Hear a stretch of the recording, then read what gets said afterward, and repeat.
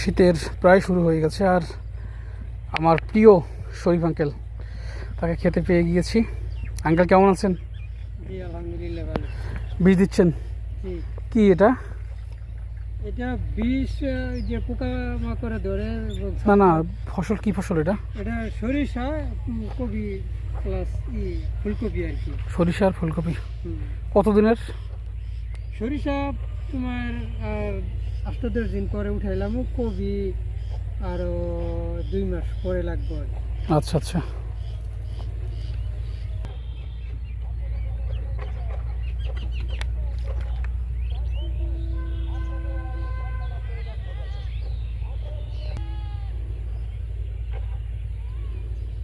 প্রথমে বালতিতে গলে